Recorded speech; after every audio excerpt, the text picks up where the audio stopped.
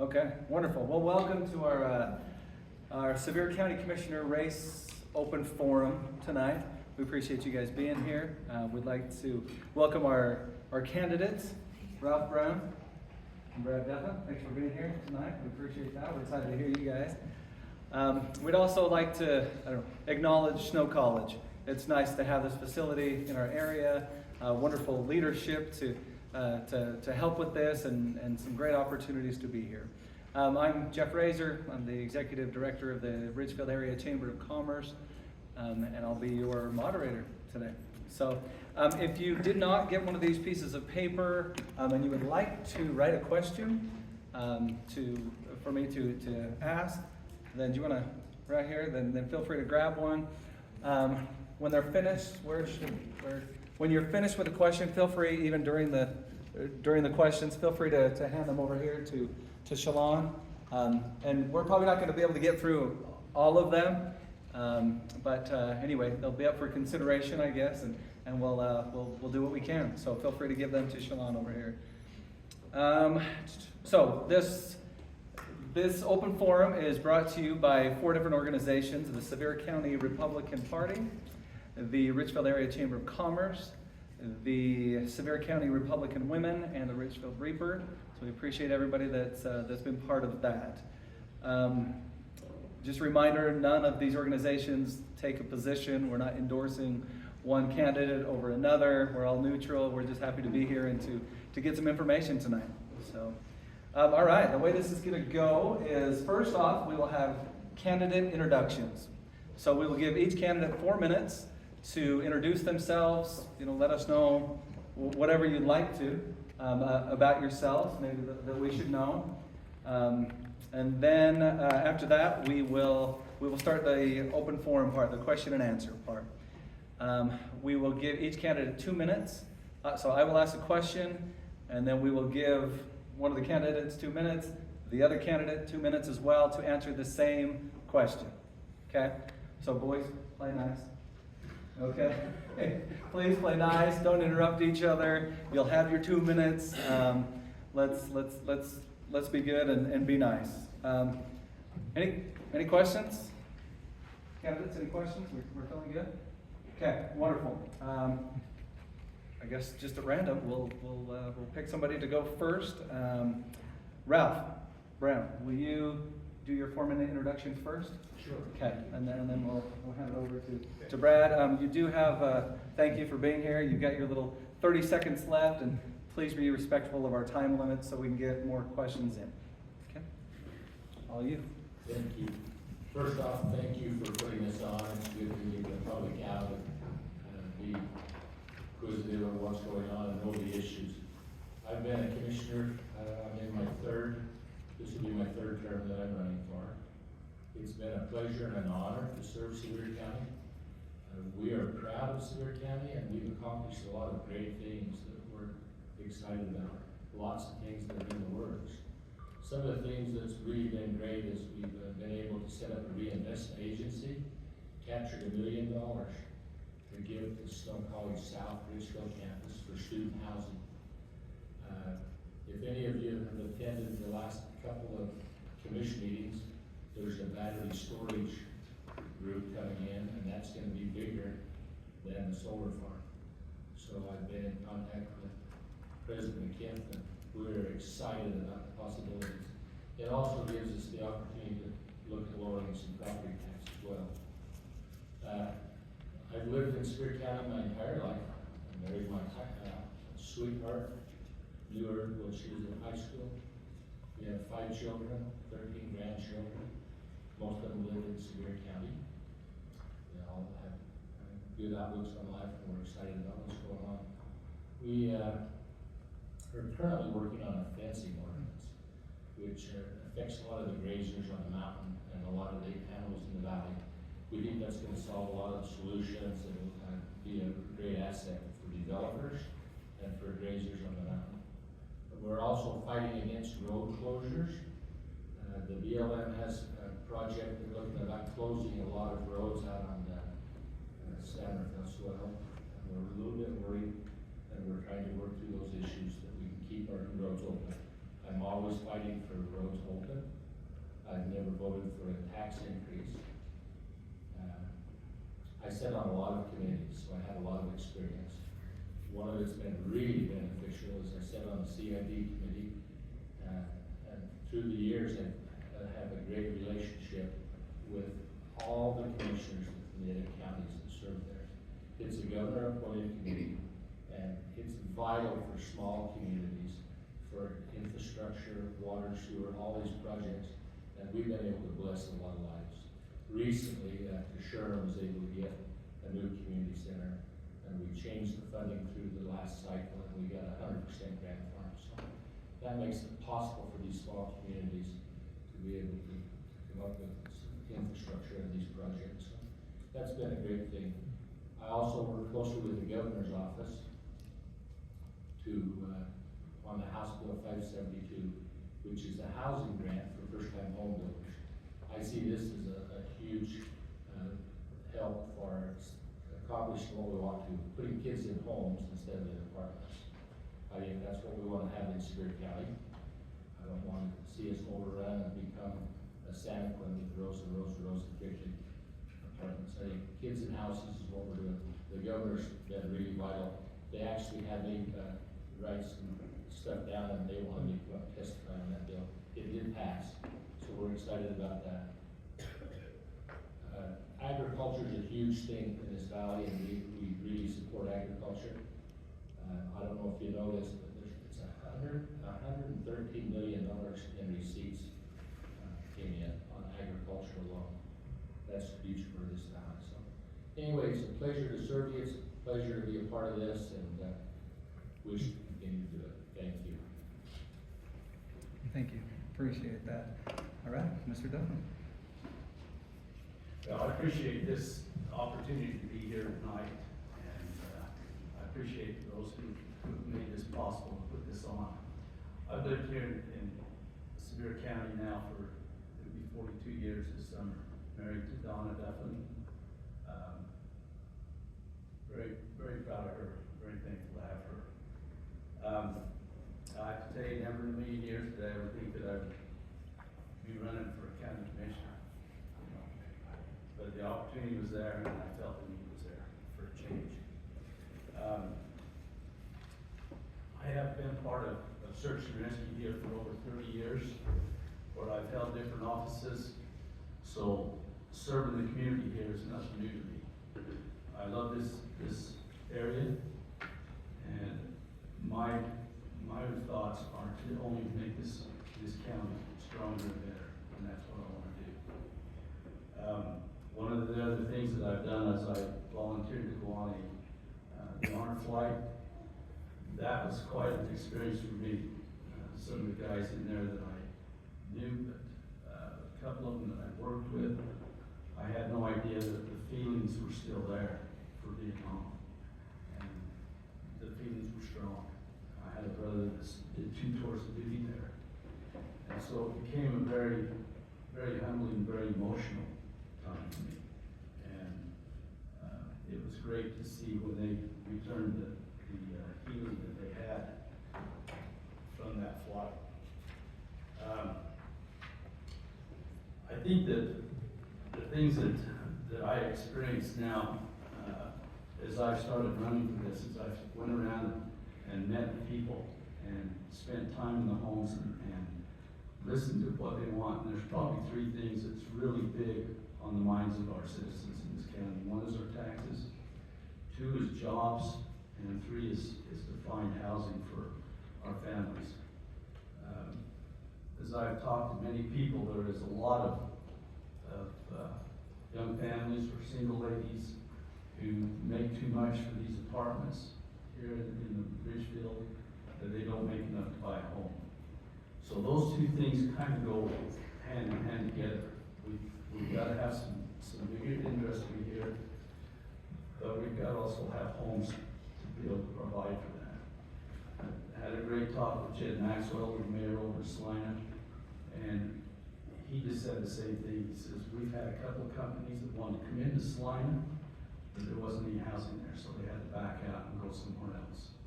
So we need to fix that. One of the things that I would like to do when I get in there is to be able to form a committee and work with the towns and the cities, along with the engineer, and develop places where we could either bring businesses or build affordable homes, and then work on getting the infrastructure into that. Now, the challenge that we do have is that our 6th county has lost some of the budget for this kind of stuff. And so we have to work on trying to get that back as much as we can. I think everybody knows here somebody who has families that are living with mom and dad, you know. So those are the things, we just need to fix that. One of the other things is, I'm a great supporter of our first responders. So I've had people say to me, do you think we have too many deputies? And I said, absolutely not. So our deputies work 24/7, 365 days a year.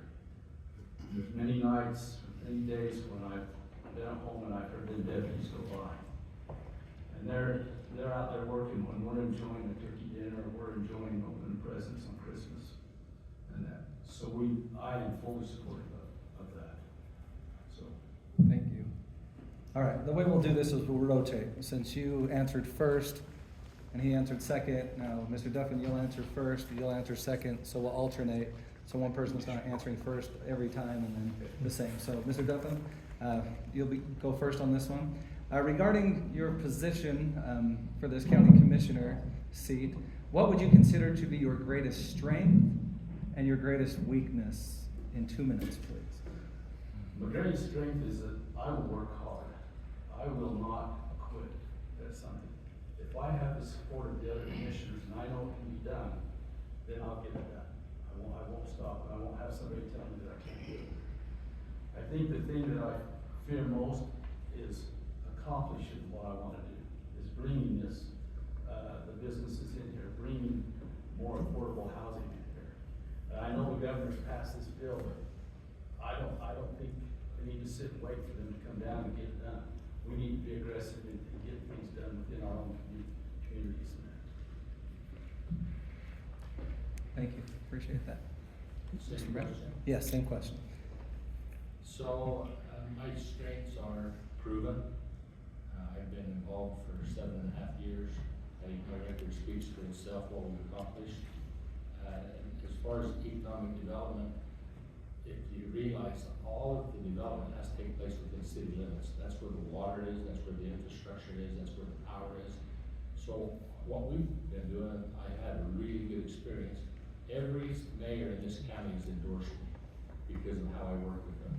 And they understand that they each have a plan for what they want to have happen, and we work towards that. In Salina, we set up with Rocky Mountain Power and set up the power grid so they don't have to wait for 2 years to bring a company in. With Monroe, set up the landing field. With Ridgefield, we did 2 things. We worked for the new packing plant, and we worked with the bike trails, and all this stuff is and I think my biggest weakness is patience. I'm a building contractor, and I'm used to getting her done. And sometimes the wheels turn really slowly, and grant processes and working through things takes a while. Thank you. Okay, next question, Mr. Brown, this will go to you first. How do you plan to involve residents in the decision-making process in Sevier County? Okay, we do that quite often with public hearings. I'm also on the radio every first Monday, and I try to be as transparent as I can. There's some things we can't talk about, but I try to be as transparent as we can.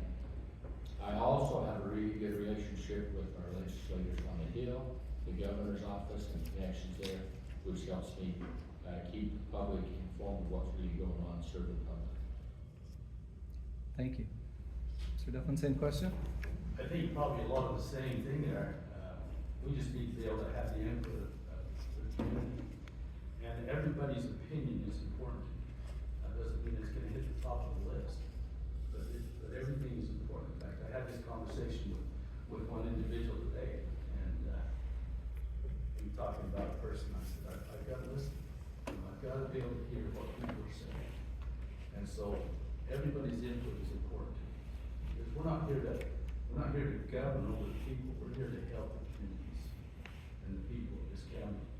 And to try and do the best that we can for each other. And so that's what we need to do is listen to everybody and consider everybody's opinion to be important. Thank you.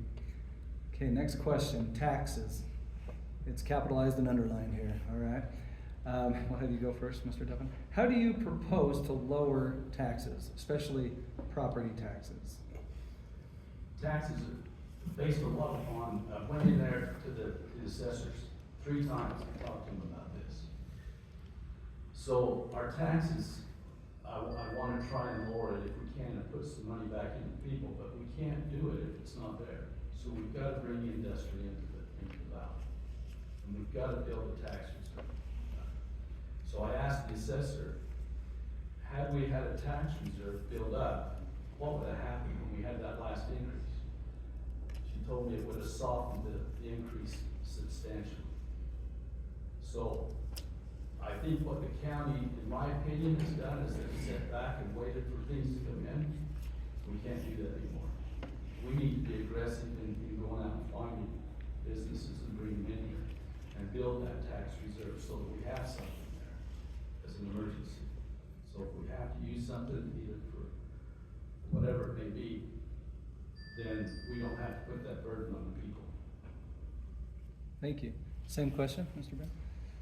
That's a really technical question, because being involved for so many years, I understand that the assessor sets the tax rate. And the tax rate is set so you capture the same exact dollars that you captured the year before.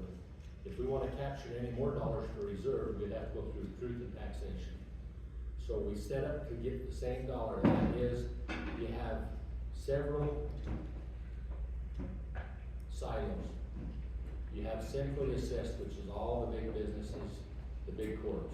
Okay, and that's a self-reporting state tax. Once the assessor gets that amount, it's not the assessor, it's the clerk auditor. Clerk auditor is the one that sets the tax rate. And tax rates went down every year that I've been commissioner. But once he gets that centrally assessed, then he does the businesses, they're assessed on 100% of the value. And then all the residential is assessed at 50% of the value. And all those things are calculated in to attend exactly to the same dollars we captured last year. So building reserves is a really tough thing because we have the same dollars to work on. To lower property tax, to do anything like that, you need to run for a different office. It's called legislator. It's on the Hill. It's with the governor's office. Those ones are the ones that deal with the state tax code and state things. I've been involved all these years, and I've yet to vote on tax. The only thing we do is accept the tax rate. That's as much as we get our hands into getting. It's a whole different thing. We have 600 other things that we're dealing with, and that's not one of them. I think Ralph would probably agree with me. Most of that tax money goes to schools. 68%. Yeah. Thank you. All right, another question here. So, you go first. What public funding sources are available to support development and future growth here in the county? There's the state government, the state governor's office. There's economic development offices. There's all kinds of grants through CID. There's several grants. And if you get into the water, agriculture, there's NRCS. There's a grant for almost anything you want to get. But all those things we support. The thing that's worked really well is when a city goes after a grant, the county's role is to support that city. And we put in funds to support, and we show skin in the game for that grant. And that goes a long ways in making these grants successful. Outdoor rec grant, we say almost every time because we're so involved and Amy does such a great job in the application process with Cora's help. And that works so well hand in hand. But the same thing with Henry Barlow, the new packing plant. We pledged $60,000. The governor's office came in with 500,000 or 600,000, 100,000. And then they got other grants. He's really worked hard for grants. We've been supportive for him for 18 months to get him up and running. One that I've been involved with the CIB is that they come in, Monticello came in for a hospital, $72 million. And CIB didn't even have close to that. The governor's office stepped up and funded that. So that took it clear out of the CIB funds. So now we can help all these smaller communities. Ridgefield City's coming up for a swimming pool grant right away.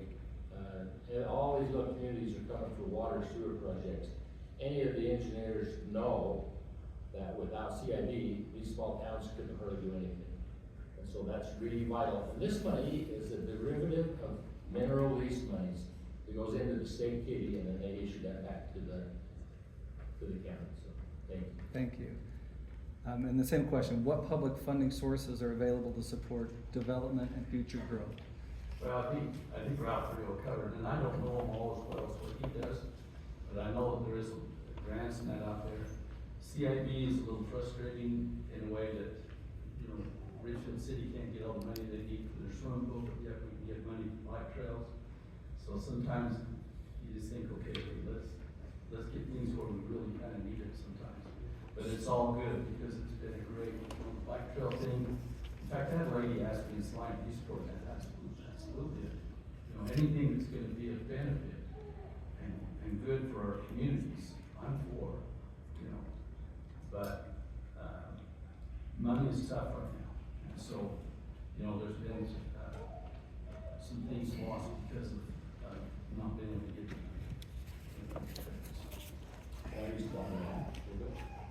money. This isn't really a debate, so I think we're gonna move on. Thank you, though. Mr. Duffin, you'll be next. Who do you support or endorse for governor, and why?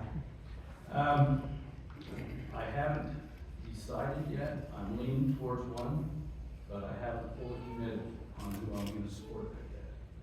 So I'm just gonna leave it right there. Thank you. Mr. Brown? So I'll tell you this much. I've known Governor Cox when I first got put on the county commission. I worked with him when he was lieutenant governor, and he started the IGP under Governor Herbert. He helped set up the AMCOP team. And Dave, you don't know what the AMCOP team is? That's an emergency response team that goes out. He helped fund that. He's helped with the hospital down there. He's also working with me real close, the housing bill. I worked with him together hand in hand on that. And so, he's done so much for rural Utah that he's doing a great job that way. But the last thing that he's working on right now is setting up a receiving center. I had a chance when he came to Ridgefield High School that he spoke at. He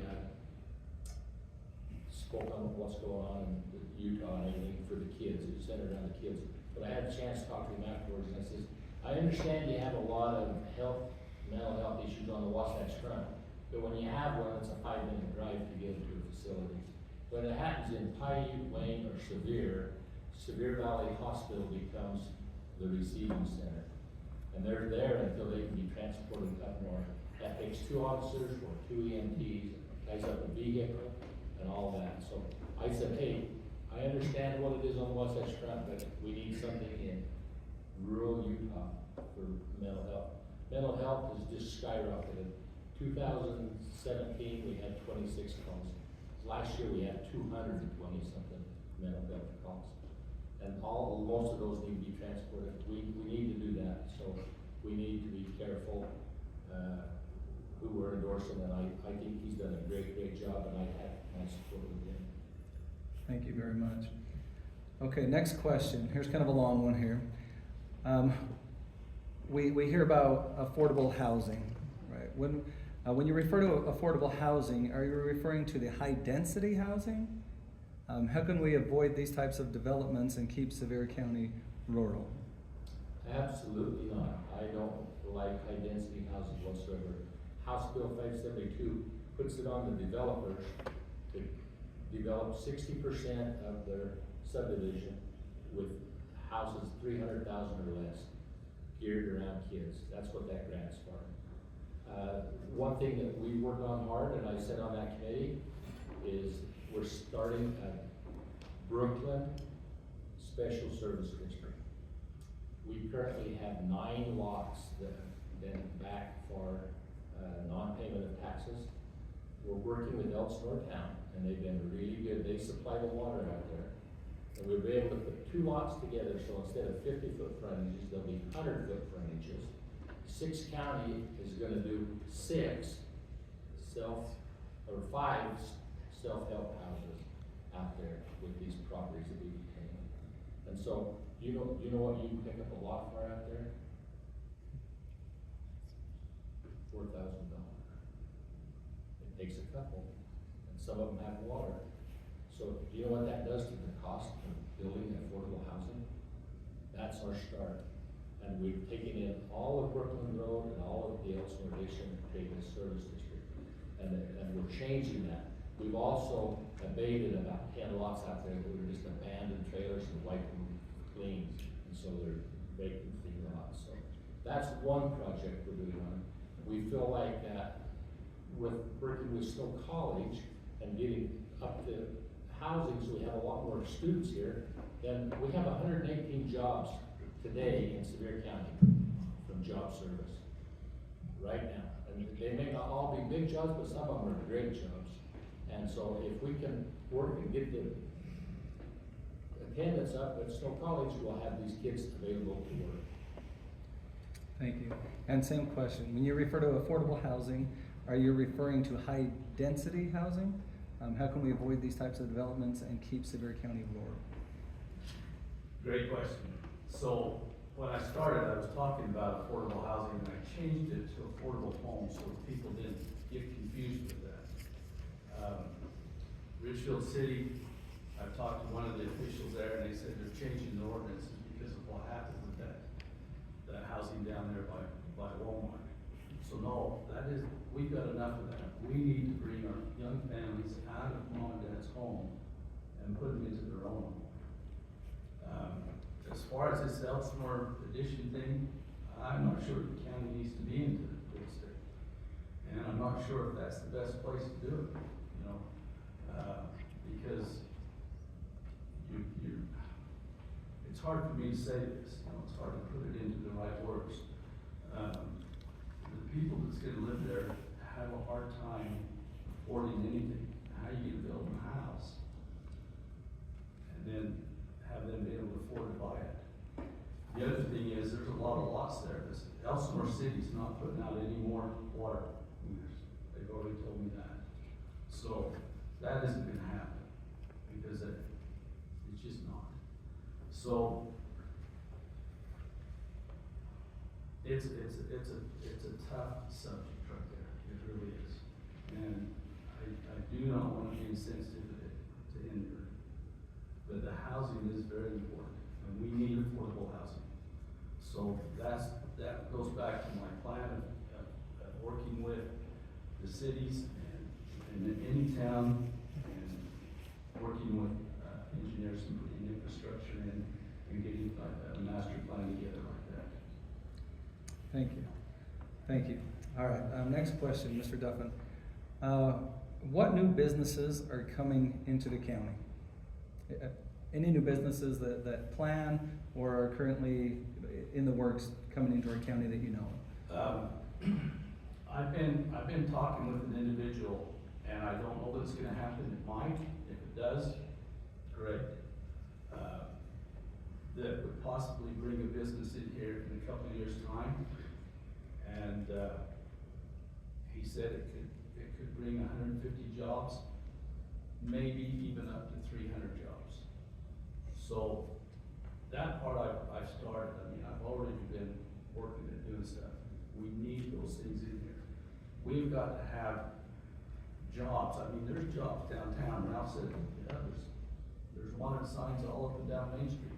Well, yeah, it's minimum wage. We can't keep kids here and families here on minimum wage.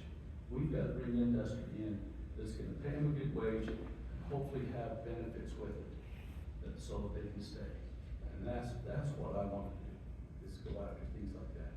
Now, what's out there, I don't know, we just gotta look, we've gotta go look and find it, and that's what I want. Thank you, appreciate that. The 118 jobs isn't just up and down Main Street, they're throughout the county, in all different levels.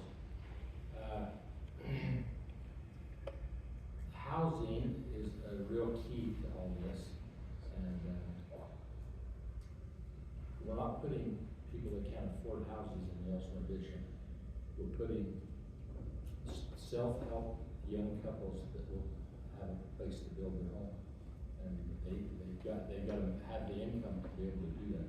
So none of the 6 county grants would go to people that couldn't afford housing. And we're not in the real estate business, we didn't buy that at all. Those lots that we have currently right now, we've been paying through non-payment of taxes.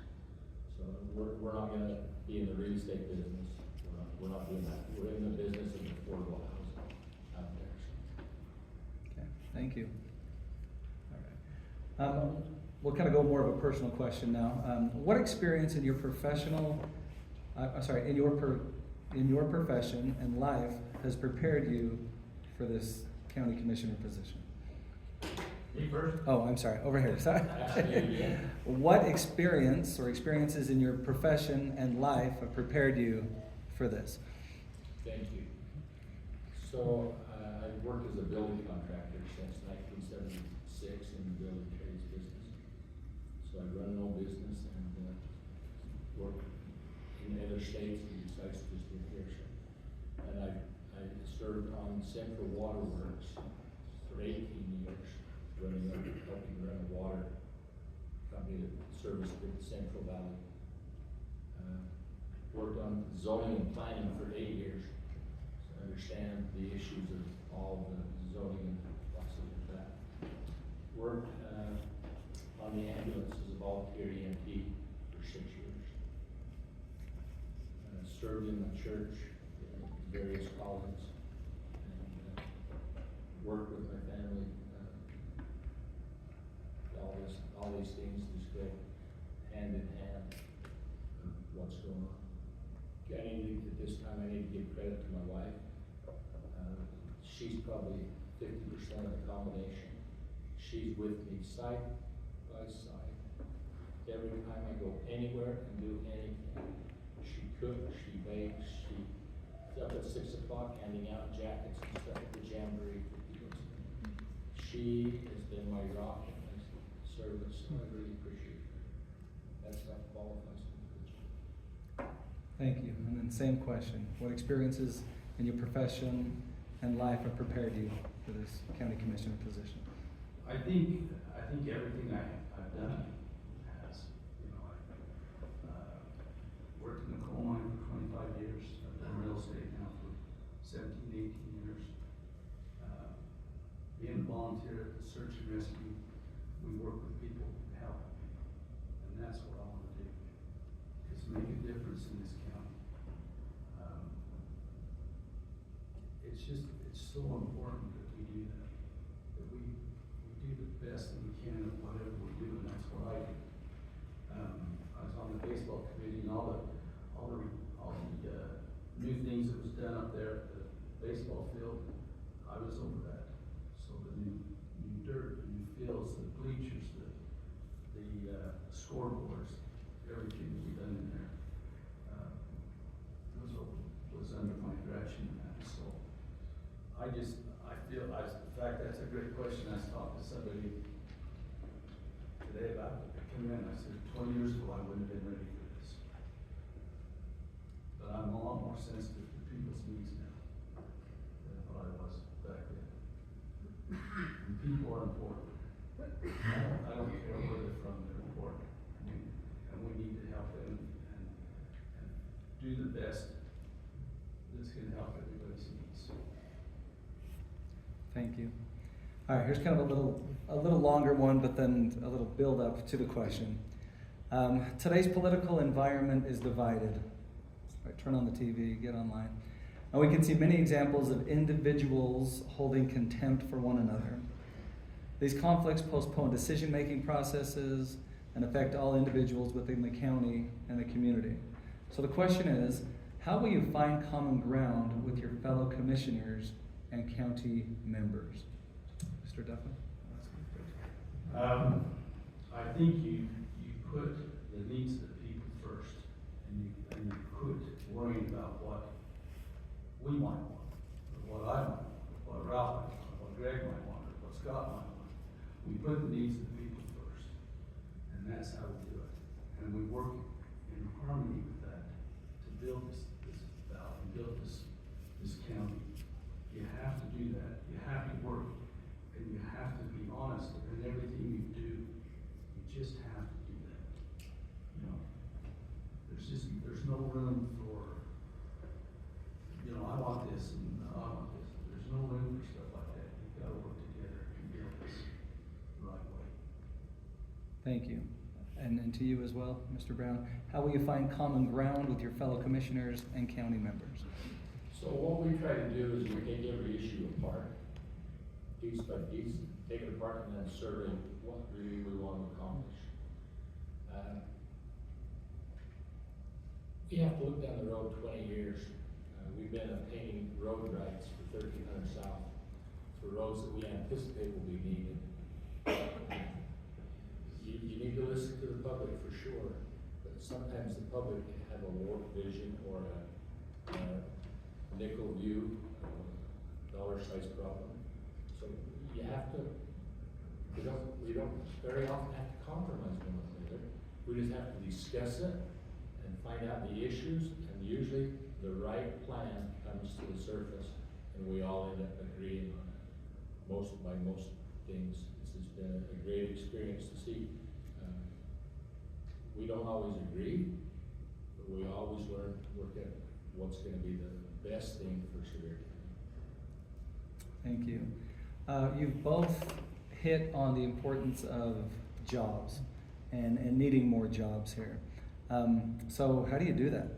How do you get more jobs into our area, or better paying jobs into our area? Well, the beef plant is good jobs. They're really good jobs, and that we're proud of that. We worked before that with Smith Meats for 3 or 4 years to get them down here, and they decided to find it on the county. The storage, the battery storage isn't going to take a lot of employees, but it's going to bring a ton of revenue into the county. There's 3 other large things happening that we can't disclose and talk about right now. There's probably some rumors around there, but the number one problem we have, Malcolm receives weekly big businesses scoping us out. We've got power, we've got water, we've got everything, transportation. We are located perfectly with the interstates. We fall down on workforce. The beginning of our workforce is to up the college attendance. If we have a bunch more kids signed up for Snow College, that's going to fill those jobs to where businesses can expand. Sevier County has been famous in helping businesses grow. We used a lot of our COVID money. We get $200,000 in economic development every year, and we pledge that to small business grants. When it was COVID, if they could show a loss, we gave them money to help them. So that's how you do it, and you support the cities on what they want to do. Some of our cities don't want growth.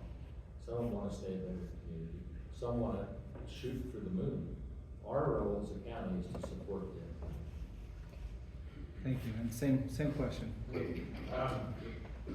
I was told by a very good source a while back that out of all the counties, with the exception of IU, we're the least aggressive. That's not a good thing. We need to go out and find things.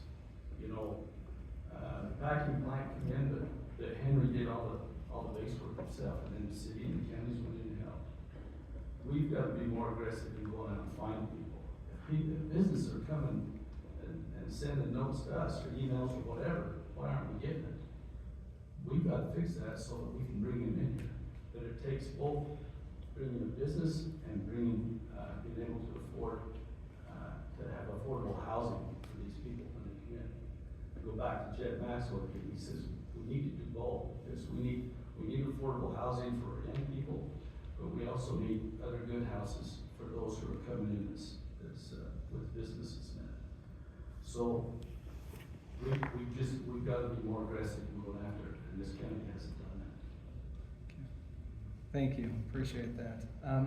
What is the county's primary budget source? And what can be done to increase that? Well, I went to the county and I pulled the top 10 tax-paying companies within our county. Sufco used to be number 1, they're number 2 now. Wolverine Oil's number 1. The problem I have with that is Sufco and both Sufco and Wolverine is kind of dictated in a way by government. Sufco is more volatile because at any point, all it takes is one disaster and that mine will close. You know, same as what it did with Wilbur or somebody else. I hope that never, ever happens. I hope that coal mine is always here.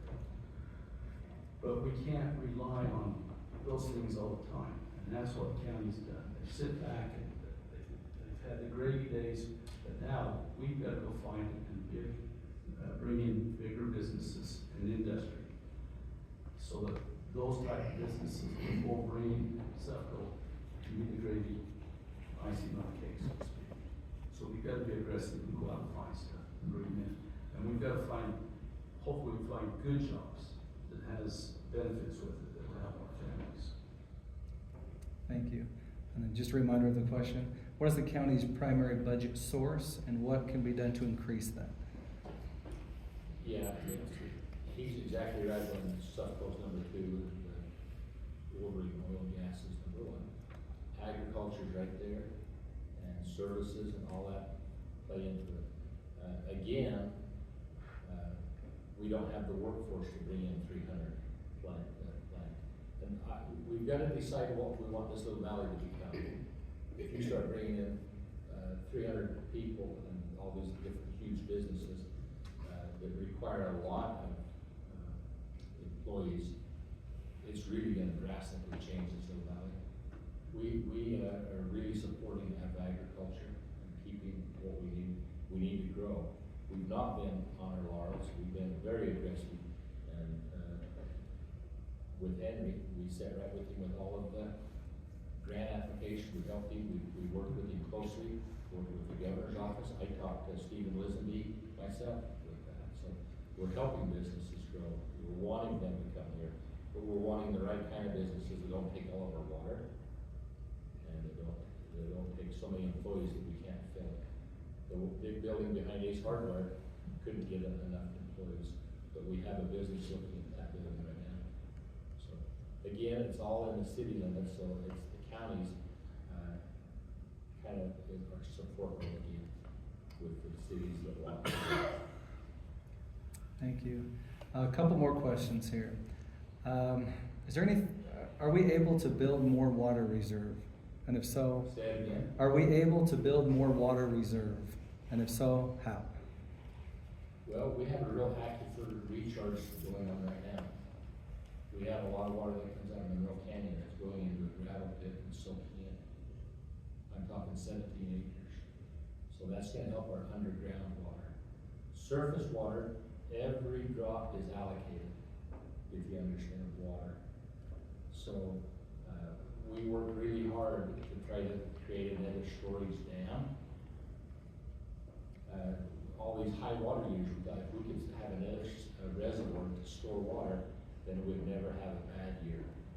We found out that every drop's allocated, and if we stored it down there, it would foul up delivery here in this topic. It wouldn't be beneficial. So we dropped it.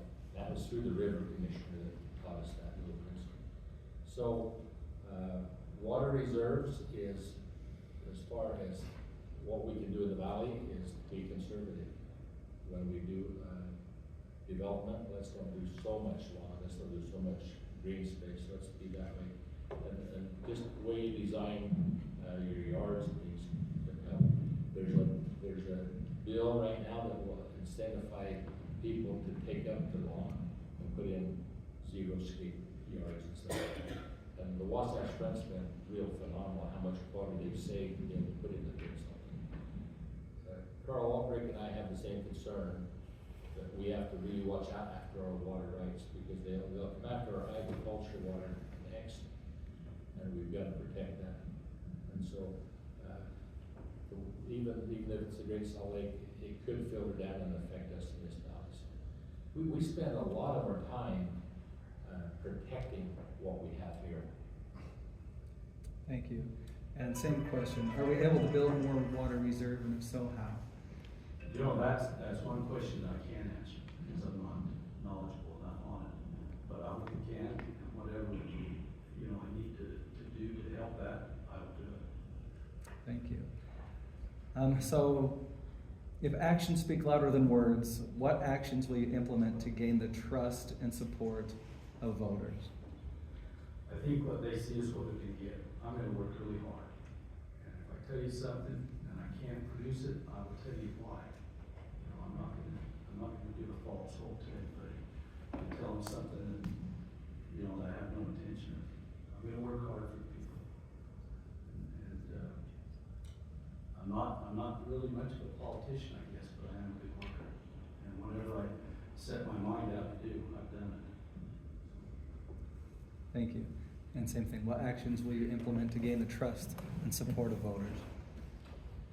Consistency, reliable, dependability, and proven. That's what I've tried to do and everything like that. Working with obtaining things that will bless lives in this little valley. Currently, I'm actually working with Monroe Senior Citizens. Their center has 8 steps to get up into their building. It makes it so some people can't go there. They also have mold and asbestos in their basement. So I'm working with Johnny Parsons and other grant sources to try to replace that building. We need to bless the lives, we need to take care of our people. We're also currently taking over the senior meal program, which is a great undertaking for us to take that on. And so we've got our sights set, and January 1, all those employees will become county employees. All 3 of us are vested. They will not suffer, they will not get less. We think that fitting into our pay scale, most of the employees will have a pay increase, and we're looking for things to be better. We recently purchased, if you see these new trucks with the beds, utility beds on them, that say R6 on them now, the 6-kind trucks that deliver the meals on wheels, all those trucks, we bought those trucks through COVID money. So we are committed to bless lives. Currently, they cap senior citizens at 60 people, but even if you qualify, they only deliver meals to 60 people. I think that's wrong. I think if you qualify, we need to be delivering a meal, and we're gonna find a way to do it.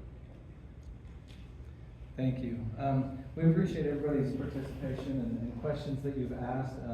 Some of them have been close to other questions or have gone in with a lot of those other questions. So we'll ask one more question, and then after that we'll give you both 2 minutes to wrap up, okay? So over here, Mr. Brown. Kind of long build up here. We're here in Snow College, right? Along with the excellent general education courses, Snow College offers trade programs that support our local community's job market in composites and ACT aerospace, Christensen Arms, Fierce Arms. We have automotive and diesel mechanics to support our trucking industry, and many other supportive technical programs. So here's your question. As commissioner, how would you support the college in its growth goals and mission to help increase job opportunities? We've done it. Not only in housing, but we set with the board often we work out things. We've worked with every president that's been here. The custom fit program, they have a program here that they can fine tune a class that will prepare anything that's going on. Currently they have one for meat cutting. Wonder where that come from. What a perfect fit. So we can work as a team with the college, and it'll bless lives, and we can grow together. It's a great support. We are fortunate to have President Giff on board. We feel our future's really bright with her. She's a hometown girl, and we have her support, and she has our support. We're excited about what we can do with this college. I attended Sevier Valley Tech before it became Snow College in building trades.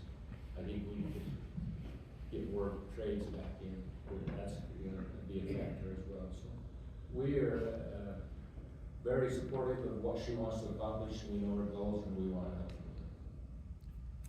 Thank you. And same question as a commissioner. How would you support the college in its growth goals and mission to help increase jobs in our local economy? Well, I was just talking with her tonight, and that job opportunity that I've been talking about, that I hope will come, will involve the college in training people in machinists.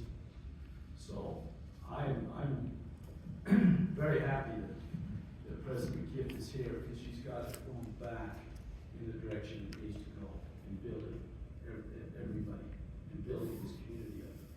And so that's what we need to do. And I think it's a strong point when we start looking for businesses to come in here to tell them that, hey, we've got a college here, we can train people, that kids can go to college. So there's nothing, there is not a negative point anywhere about having a college here. And especially having President Gift here, she's done a wonderful job. So I'm all for helping the college. Thank you. All right, so we'll have you just take 2 minutes as a little closing statement, anything you'd like to wrap up or say, and we'll have you go first, Mr. Jones. As I've talked with people, they've expressed, so many people that express the need for a change. It's time to change. And 8 years is enough. And so I'm going to go in there and work hard. Not in a million years that I ever think I'd do this. And I wouldn't do it if I didn't think it was necessary. But we need to go a different direction with this county and put it in a stronger direction. One of the things that Ralph just said, the reason why Christensen's didn't fulfill the jobs and the needs in that building behind Larson's was that there wasn't a workforce. So I called Jason the next morning. Not the case. He says, no, that's not even close. If you think about this area in these counties, I worked at the coal mine for 25 years. We had people from Paiute, from Sevier, from Sanpete, from Emory County going to that mine. We have people from Wayne County and Paiute coming to Richville to work. We have people from Sevier going to Gunnison to work. We're going to find the people, you know. I am not going to sit back and say, well, we can't because we don't have a workforce. I don't buy that. We need to bring stuff in and help. We either do that or we sit back and go, sorry, we're going to raise your taxes. And I'm not for that. We need to bring stuff in that's going to help this area and help our young people. We are a great exporter of young people. We cannot keep them here on minimum wage jobs. We have to bring industry in here that's going to pay a good job, pay a good wage, and pay good benefits. That's how we keep our families here, and that's how we build this community. Thanks. Thank you. Yeah, Mr. Brett. Thank you. That's what we were told. Duffin employees cover that. But also they went through a partner split, and that was probably the biggest reason. They won't run out there too much. But some of the great accomplishments we've been proud to be a part of is the Central Utah Counseling Center. You've seen that on First East to grow that area and supply the needs and the ability to help with the mental health needs in the valley. Lifeline. I sit on the state jail committee. We've been able to work with the legislature to obtain a higher daily rate. And it used to be an every year fight. We've got it now to where it's ongoing. And so that's helped us put a lot of money that we're going to pay out for inmates. If any of you know what JRI is, the Justice Reinvestment Act, that lowered a lot of the crimes to misdemeanors. So then we're dealing with them on a county level instead of the state level. So that really put a shift to that, and that's really been hard for us to work with. But I'll tell you what, some of my biggest challenges is stuff that we have to maintain services. We are held by law to do services, and we only have that same dollar to accomplish that. And so we have to be very creative on how we can continue the same level of services without raising taxes. We've done that for 7.5 years. We have not raised taxes once. I've never voted for a tax increase. It's a great little valley. We have lots going for us, location, location, location. And this morning I sit out in job site early as the sun was coming up, and there was a cool breeze, and there were some birds singing in the trees. And I thought, you know, this is a beautiful place, and I want to keep it that way. Thank you. Mike just died, so. Can we give it a hand for the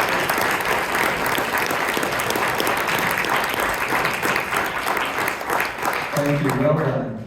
We appreciate that. I'm sure it's not easy to kind of have that firing squad here. So thank you for coming prepared and being here. Thank you for you as the audience coming and maybe just educating yourself. We really do appreciate that. If I'm not mistaken, ballots come out next week. Is that correct? June 3rd. June 3rd, okay. And then you've got, what's that? June 4th, okay. That's what I All right. said. Yeah, that's what yeah. I guess you would know, right? And then, if you don't do the early voting, then election day is the 25th, June 25th, right? So get out and vote. If you want to spend any more time talking to the candidates individually, asking any other questions, or getting to know them, feel free to stay after and talk to them. Thank you. I